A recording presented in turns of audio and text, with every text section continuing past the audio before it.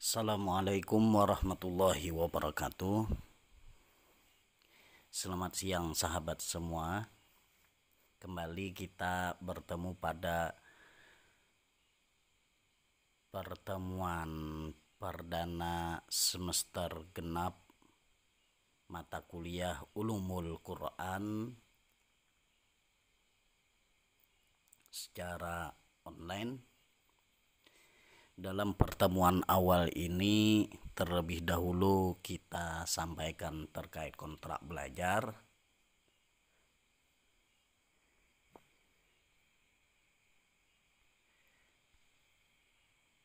Pada bagian awal yang perlu kita pahami tata tertib perkuliahan.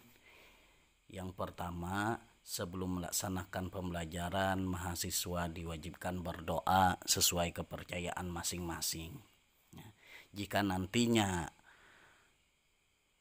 ada kebijakan sudah selesai masa pandemi dan pada semester ini di awalnya memang secara online tapi nantinya diperbolehkan secara offline, tata tertib ini tetap berlaku ya. Tata tertib yang kedua yang perlu kita pahami dan kita terapkan adalah berpakaian sopan, rapi, serta bersepatu dan tidak diperkenankan memakai kaos oblong atau tidak berkerah. Tidak pakai sarung. Jadi kita kuliah tidak pakai sarung, tidak pakai sendal, celana atau baju yang sobek jangan dipakai. Rambut terlalu panjang apalagi sampai pirang, jangan. Tidak boleh pakai anting-anting dan lain sebagainya, itu kalau kuliahnya offline. Tapi kalau kuliahnya online cukup Anda berpakaian sopan, rapi, dan islami. Artinya Anda boleh saja pakai kaosnya, yang penting ya tertutup lah. Yang ketiga, dilarang memakai baju atau celana yang terlalu ketat, apalagi tembus pandang, tidak berhijab, itu dilarang.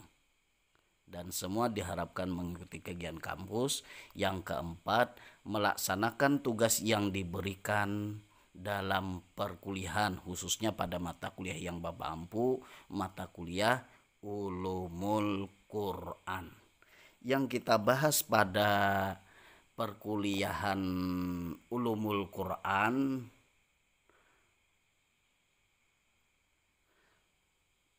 dapat terlihat sebenarnya dari deskripsi mata kuliah. Apa itu?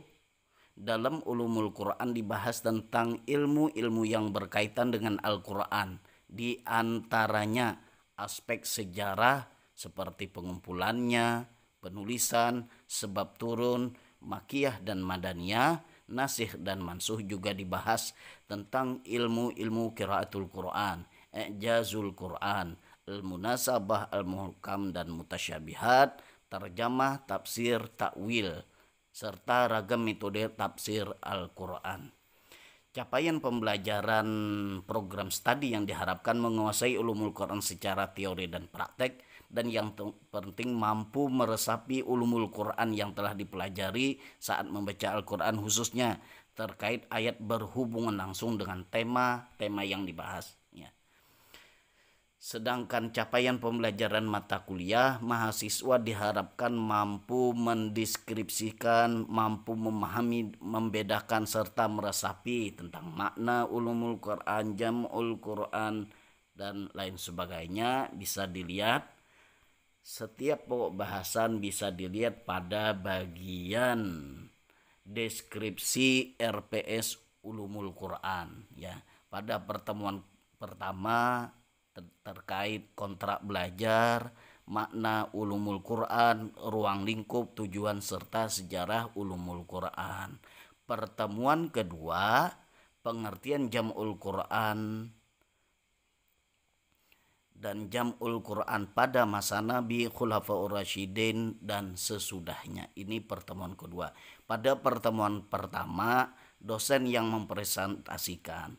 Pada pertemuan kedua dan sampai terakhir, yang presentasi adalah mahasiswa. Ya, pertemuan kedua ini untuk lebih jelasnya apa yang dibahas pada setiap pertemuan bisa dilihat pada RPS yang Bapak share di website atau di aplikasi Adlink Sevima yang digunakan pada kampus kita, ya. Jadi ada 16 kali pertemuan. Pertemuan ke-9 ujian tengah semester atau middle test. Pertemuan terakhir pada pertemuan ke-17 final test, ya. Nah, yang perlu kita ketahui juga terkait keaktifan diskusi itu bagaimana, ya. Secara jelas di sini tertuang bahwa penilaian kesesuaian objek pertanyaan. Jadi kalau chatnya di link Sipima cuma titik, cuma salam, itu tidak ada nilainya. Yang pertama penilaiannya saat diskusi itu kesesuaian objek pertanyaan. Kalau pertanyaannya melenceng juga nggak ada nilainya. Indikatornya bagaimana? Objek pertanyaan sesuai dengan topik kajian makalah dan isu yang sedang dibahas, harus sesuai. Yang kedua terkait kesesuaian, objek pertanyaan sesuai dengan topik kajian makalah tetapi tidak menyinggung langsung isu yang sedang dibahas, ya. Yang ketiga, objek pertanyaan tidak menyinggung secara langsung topik kajian makalah yang sedang dibahas. Yang tertinggi itu yang paling atas, baru yang tengah, baru yang ketiga. Jadi semua yang masuk itu ada datanya. Selanjutnya dari segi kedalaman pertanyaan, kedalaman objek yang ditanyakan. Nilai yang paling bagus itu adalah objek pertanyaan mampu memunculkan isu dan pemikiran baru yang memperdalam pembahasan topik makalah yang kita bahas. Nah, tapi bisa saja kedalaman itu menurun, nilainya agak rendah ketika objek pertanyaan mengulas dan mengkaji konten dan isu yang sedang dibahas dalam makalah. Ketika pokok saja itu nilainya 2 banyak. Kalau objeknya mampu menimbulkan pemikiran baru itu nilainya 3. Nah, itu supaya kita lebih mudah. Tapi bisa juga nilainya 1 tentang kedalaman objek. Apa itu? Ketika objek pertanyaan hanya sebatas mempertanyakan ulang dan mengklarifikasi informasi yang disampaikan pemakalah atau yang tertulis dalam makalah. Seandainya itu, ini contohnya. Di makalah tertulis makna atau pengertian ulumul Quran. Sedangkan teman-teman bertanyanya apa pengertian ulumul Quran. Itu berarti pertanyaannya hanya sebatas mempertanyakan ulang. Berarti nilainya 1, ya kan? Nah, yang selanjutnya yang perlu diperhatikan terkait diskusi adalah ketepatan metode bertanya. Apa itu yang indikatornya? Pertanyaan terstruktur, sistematis, mudah dipahami. Jadi jangan berbelit-belit, mudah dipahami. Intonasi terdengar jelas, itu bila pakai suara. Bila pakai tulisan, bila chat Adlink, yang penting bisa dibaca, bisa dipahami, tidak berbelit-belit, dan memperhatikan etika bertanya yang bagus, ya. Yang kedua, pertanyaan diajukan dengan intonasi terdengar dengan jelas oleh pemakalah atau audien dan memperhatikan etika bertanya yang baik, tetapi strukturnya kurang sistematis, kacau susunan kalimat pertanyaannya,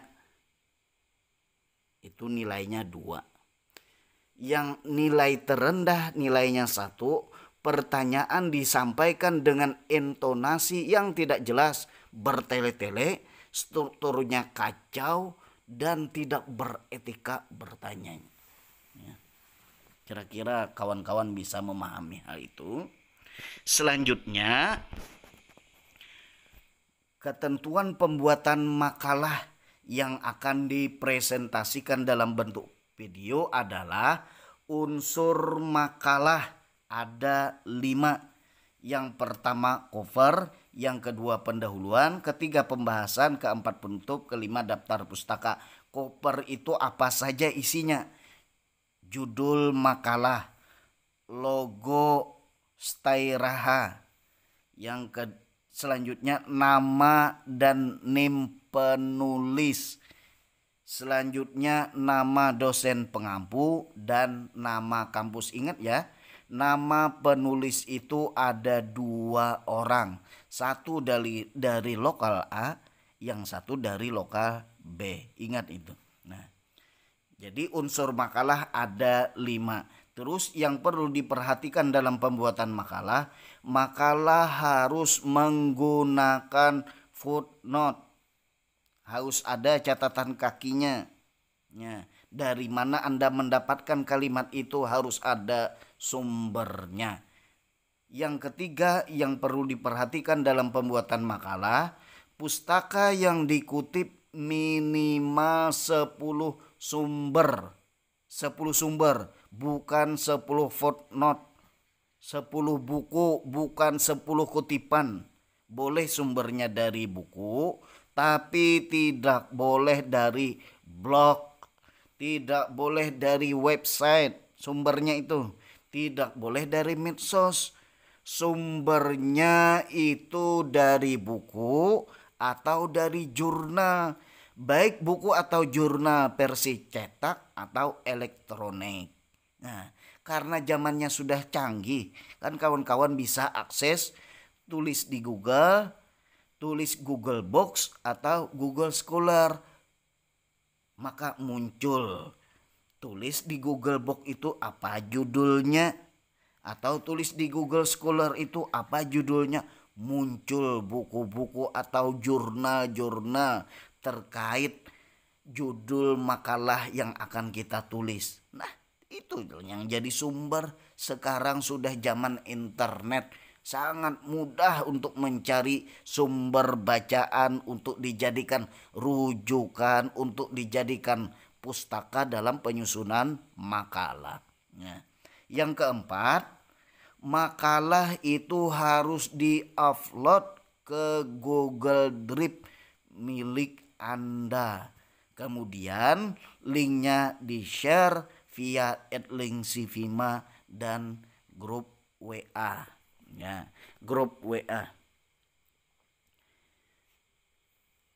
Karena pembuat makalah itu ada 2 orang, jadi simpan di Google Drive salah seorangnya, ya. Kemudian linknya, link Google Drive, link makalah yang ada di Google Drive tersebut itu di-share di @link Sivima dan grup WA. Ketika sudah selesai makalahnya, maka dibuatkan videonya. Lampiran ketentuan presentasi rekaman dalam bentuk audio, dalam bentuk video, bukan audio, dalam bentuk video. Yang pertama, durasi video minimal 5 menit. Kalau orangnya berdua apa kan nih, kayak apa? Pembuat makalahnya berdua, kayak apa presentasinya? Ya, yang pertama mempresentasikan latar belakang, kan tadi ada anunya, mempresentasikan pendahuluan, yang orang yang kedua mempresentasikan pembahasan, kembali orang yang pertama menyampaikan penutupnya bagaimana, ya. Bagaimana videonya itu terserah Anda, ya. Jadi videonya dibikin satu, dari 2 orang itu dibikin satu, video di-upload ke Google Drive milik Anda. Kemudian linknya di-share via @link Sivima dan WA Group. Yang ketiga, untuk mendapatkan respon dari pihak lain, maksudnya bukan teman satu lokal penyaji makalah, maka tugas dosen pengampu, yakni tugas Bapak, untuk menguploadnya ke channel YouTube Channelnya bernama Syahrani As. Kenapa? Sebab kalau di @link Sepima, kawan-kawan cuma bisa diskusi dengan teman satu lokal. Teman lokal lain tidak bisa kan? Nah, untuk itulah mewadahi diskusi terbuka, maka kita lewat channel YouTube Syahrani As. Demikian pemaparan terkait kontrak belajar pada pertemuan pertama. Ya, kita lanjutkan terkait pokok bahasan, pengertian ulumul Quran, ruang lingkup ulumul Quran, tujuan ulumul Quran, serta sejarah ulumul Quran. Baiklah, pertemuan awal ini kita membahas makna ulumul Quran, ruang lingkupnya, tujuannya, serta sejarahnya. Ya.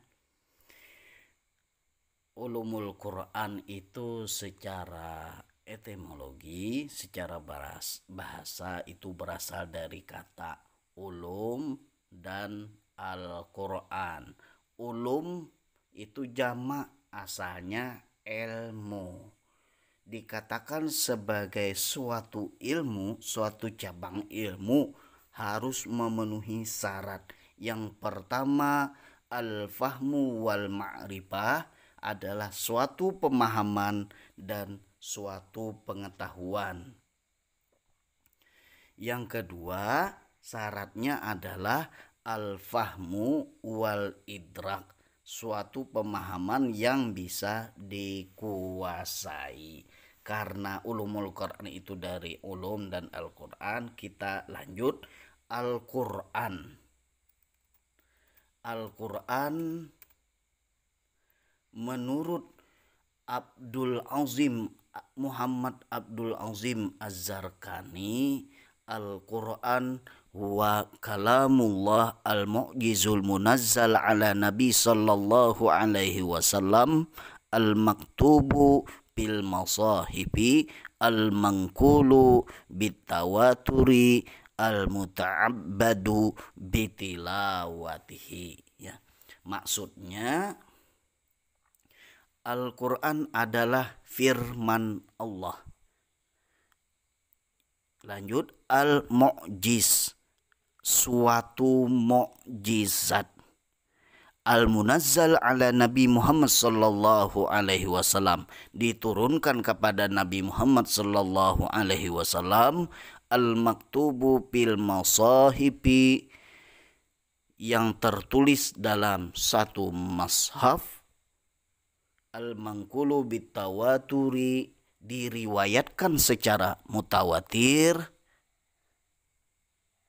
Al-muta'abbadu bitilawatihi, dan menjadi ibadah bagi yang membacanya. Itu menurut Muhammad Abdul Azim Az-Zarkani, atau biasa disebut orang sebagai Imam Az-Zarkani. Sebenarnya banyak pendapat makna-makna Al-Quran.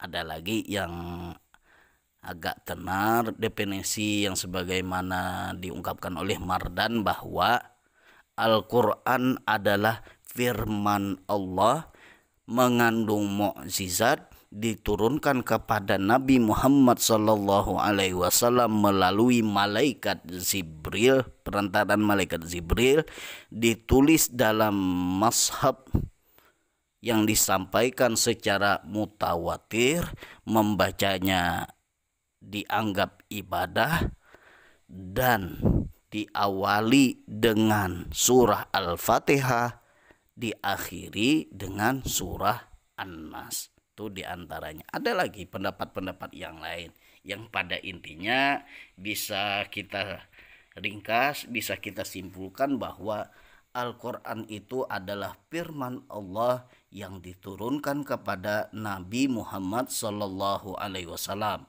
Yang kedua, diturunkan melalui perantaraan malaikat Jibril. Ketiga, berbahasa Arab. 4, diterima secara mutawatir. Kelima, ditulis dalam sebuah mushaf. Yang keenam, membacanya bernilai ibadah. Yang ketujuh, dimulai dengan surah Al-Fatihah dan ditutup dengan surah An-Nas. Yang kedelapan, sebagai bentuk peringatan, petunjuk, tuntunan, dan hukum yang digunakan umat manusia, khususnya umat Islam, sebagai pedoman untuk menggapai kebahagiaan di dunia dan di akhirat. Itu secara etimologi, secara bahasa. Sedangkan secara terminologi, secara istilah, menurut Imam Az-Zarqani adalah ulumul Quran itu mabahithu tata'allaku bil Qur'anil Karim min nahiyati nuzulihi wa tartibihi wa jam'ihi wa kitabatihi wa qiraatihi wa tafsirihi wa i'jazihi wa nasikhihi wa mansukhihi wa dab'i syubahi anhu wa nahwi dhalik. Maksudnya, ulumul Quran itu sejumlah pembahasan yang berkaitan dengan Al-Quranul Karim. Dari segi turunnya, urutannya, bagaimana pengumpulannya, bagaimana sejarah penulisannya, bagaimana cara membacanya, tafsirnya, mukjizat-mukjizatnya, nasikh dan mansuh, serta penolakan hal-hal yang meragukannya dan hal seperti itu ya, dan hal-hal yang serupa ya. Itu menurut Imam Az-Zarqani.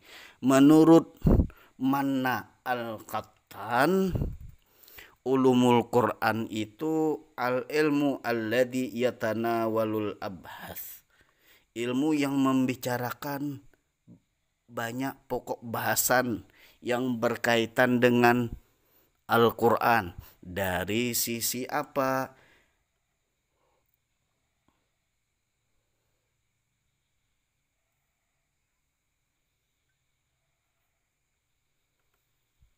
Dari segi pengetahuan asbabun nuzul, pengumpulannya, urutan, pengetahuan maki dan madani, nasikh dan mansuh, muhkam, mutasyabih, dan bahasan lain. Pokoknya harus berhubungan dengan Al-Quran. Itulah ulumul Quran menurut Manna Al-Qattan.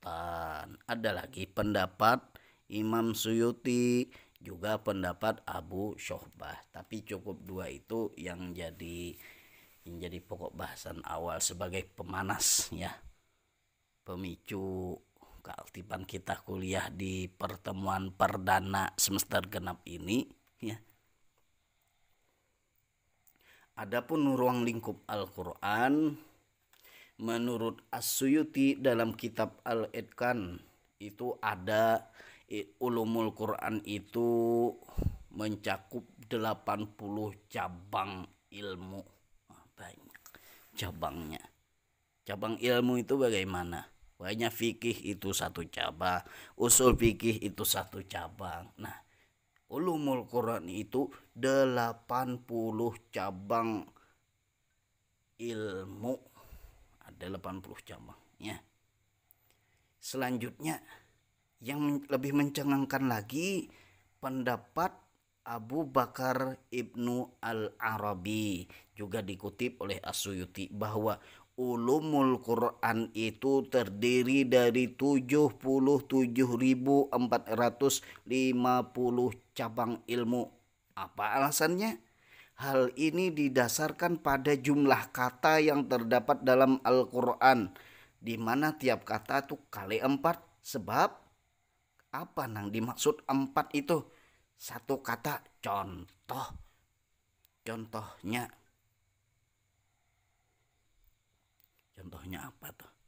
Hudan. Hudan itu kan petunjuk ya. Contoh kata di dalam Al-Quran, hudan. Setiap kata dalam Al-Quran mengandung makna zahir. Zahirnya apa? Hudan, petunjuk. Batinnya bagaimana makna hudan tadi? Secara terbatasnya apa hudan itu? yang tidak terbatas pang arti hudan itu bagaimana. Nah, jadi menurut Abu Bakar Ibnu Al-Arabi, setiap kata Al-Quran itu kali 4 dulu, itu secara umum. Ada makna zahir, makna batin, makna terbatas, dan makna tidak terbatas. Makanya khusus ulumul Quran itu ada 77.450 cabang ilmu. Bahasanya supaya lebih mudah kita pahami. Kalau ini dijadikan jurusan kuliah, ada khusus fakultas ulumul Quran itu ada 77.450 jurusan. Nah, kayak apa banyaknya. Kita fakultasnya fakultas tarbiyah, ini fakultasnya ulumul Quran. Jurusannya nih 77.450 cabang. Kita kuliah jurusan apa?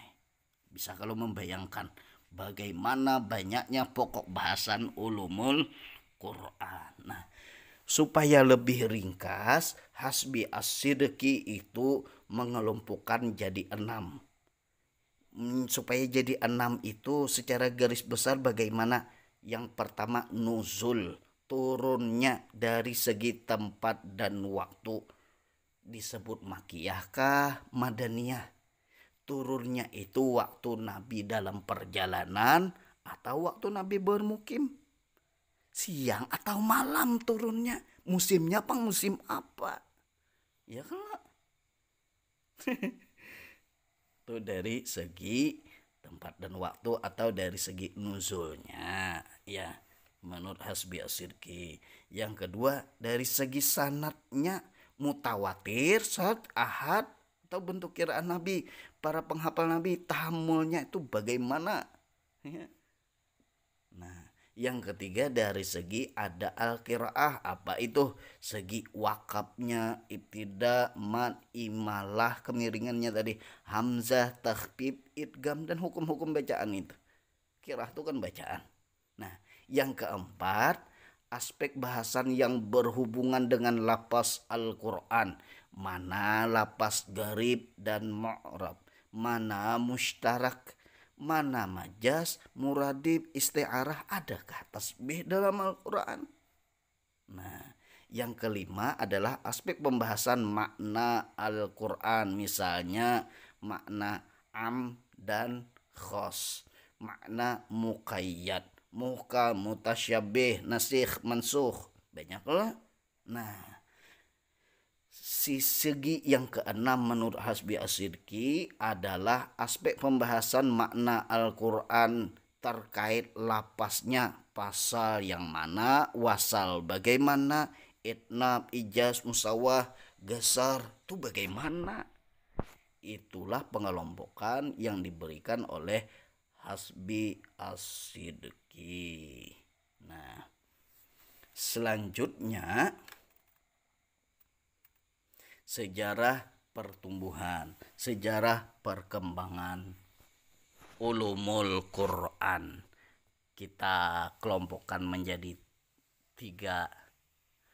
Yang pertama, sebelum masa kodifikasi, sebelum masa Al-Quran itu ditulis, kayak apa perkembangannya. Nah, pada waktu itu perkembangannya Al-Quran itu mudah diserap. Ada yang tertulis cuma ditulisnya di pelepah, tertulisnya di tulang, tertulisnya di kulit-kulit binatang. Kada terkumpul nih ayat dari surah apa, ini surah apa, kada ketahuan, kada terkumpul jadi satu mashab. Nah, sehingga sebelum dikodifikasikan dapat diringkas kita bahwa pada umumnya para sahabat waktu itu jadi kada dikodifikasikan, jadi tidak ditulis. Sahabat masa itu memang cerdas tapi ummi, tidak bisa menulis dan membaca tulisan. Orang kada bisa menulis dan kada bisa membaca tulisan, sungguh main SMS dia ngalih apalagi disuruh menulis ya lah. Nah, jadi wajar waktu itu karena otaknya cerdas-cerdas, cukup terima hafalan secara mutawatir. Yang kedua, sebelum masa kodifikasi itu terbatasnya alat tulis. Kalau disuruh menulis, beberapa pohon yang harus ditebang, beberapa kulit binatang yang harus diambil dan dikuliti. Ya lah, mengambil tulang-tulangnya untuk menulis Al-Quran. Nah ini di kertas tanyaman, ini kumpulkan tulang nulis. Ada tulangnya aja, menulis di tulangnya sulit. Ya lah, apalagi ngumpulkan tulangnya banyak. Nah, yang selanjutnya sampai pada waktu itu turun hadis yang diriwayatkan oleh Muslim dari Abu Sa'id Al-Khudri bahwa Rasulullah Shallallahu Alaihi Wasallam bersabda, janganlah kalian menulis apapun dariku, dan barang siapa menulis selain Al-Quran maka sebaiknya ia menghapusnya. Makanya yang ditulis itu hati-hati pada waktu itu, karena bisa membingungkan. Bila tulis terus, jangan-jangan tak tulis hadis. Ya. Yang selanjutnya yang tidak kalah pentingnya adalah sahabat adalah orang Arab asli. Mereka dapat menikmati Al-Quran secara langsung. Mendengar lantunan ayat Al-Quran, hatinya tenang. Mereka bisa meresapi. Kenapa? Itu bahasa mereka beda dengan kita. Kita mendengar lantunan ayat suci Al-Quran, tilawah, bagus alunannya. Ya, tak unggut kita. Nyaman meresapi, tapi tidak paham. Tapi tidak bisa mengulang kalimat itu. Kenapa? Kita bahasa Banjar, kita bahasa Indonesia. Al-Quran bahasa Arab. Jadi kita lebih mudah kalau ada tulisannya, ya kan? Nah, selanjutnya pada permulaan masa kodifikasi, pada masa awal penulisan, karena wilayah Islam pada masanya Khalifah Utsman bin Affan itu tambah luas.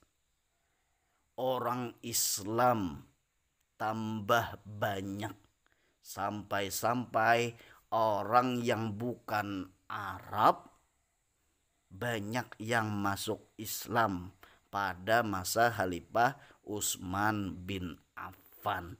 Sehingga supaya bacaan Al-Quran itu tetap standar, tulisannya tetap standar, sebab bisa aja kena tercurit-curit dalam menulis atau membacanya salah-salah, dikira bacaan Al-Quran oleh si anaknya yang membaca salah tadi ya kayak itu, padahal orang tuanya tersalah baca.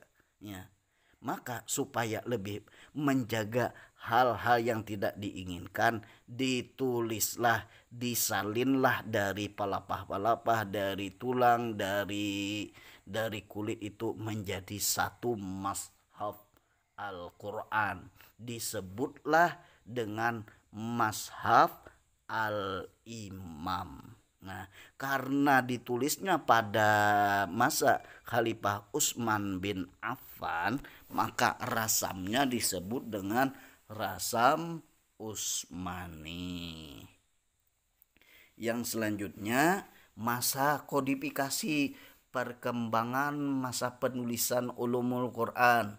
Di era masa kodifikasi, berbagai kitab ulumul Quran sudah mulai ditulis dan dituangkan. Di antaranya sudah muncul karya Sohbah Al-Hajjaj tahun 160 Hijriah, Wali bin Al-Jarrah 197, karya Sufyan bin Uyainah 198 Hijriah.